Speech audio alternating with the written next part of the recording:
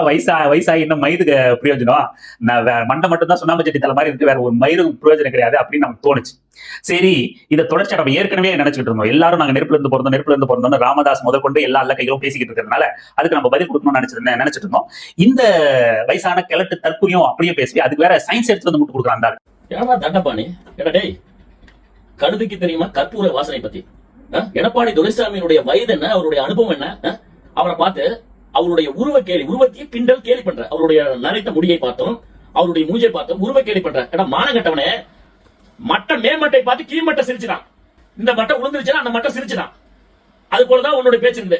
அது வந்து கீழ்மட்டை நம்மளுடைய யாரு, எடப்பாடி துரைசாமி. மேல் மட்டை நீயே, அதுக்கு மேல இருக்கிற மட்டும் நாளைக்கு ஒன்ன பார்த்து சிரிக்கும். அவருடைய வயசையும் அவருடைய உருவத்தையும் நீ கேலி பண்றதுக்கு உனக்கு யார் அந்த ரைட்ஸை கொடுத்தது? ஏன்னா தண்டபாணி பையனை ஒரு பிரைவேட் கம்பெனில தன்னுடைய பணியை அற்புதமாக செய்து வருகின்றார், வருமானம் சம்பாதிக்கின்றார். உன்னை போல கூகுள் பேல பணம் வாங்கல, போன் பேல வாங்கல, ஜிபேல வாங்கல, பிச்சை எடுத்து பொறுக்கி திங்கிறானா இந்த தண்டபாணி. வன்னியர்கள் நெருப்பில் இருந்து பிறந்தார்கள் என்பது வரலாறு, உண்மைதான். அதுல போய் நீ வந்து இல்ல நீ ஒரு வன்னினா போல வன்னினே நீ இழிவுபடுத்தி பேசுற, அசிங்கமா இல்ல? ஓ மூஞ்ச நீயே காரி துப்பிக்கிறதுக்கு சமம். உருவ கேலி பண்ற. டென்த் பையன் உனக்கு வயசாவதா? உன் அப்பனுக்கு வயசாவதா? உன் அம்மாவுக்கு வயசாவதா? உன் பாட்டனுக்கு வயசாவதா? உன் பொண்டாட்டிக்கு வயசாவதா?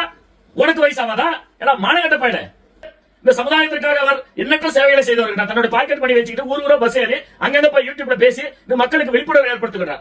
அதை இவனால பொறுத்துக்க முடியல, விமர்சனங்களை தாங்கிக்க முடியல. எவனா சொல்லி கொடுத்த சிஎன் ராமூர்த்தி, வெங்காய ராமூர்த்தி, எவனா போட்ட உங்க சிஎன் ராமூர்த்தி பேசுறது வைக்கல ஆள் இல்ல, அதுக்கு நீ பேசுற.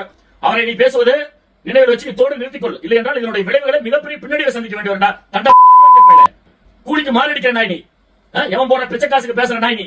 அவர் என்ன உன்ன போல பிச்சை எடுத்து பொறுக்கி திங்கிற நினைச்சிருக்கியா?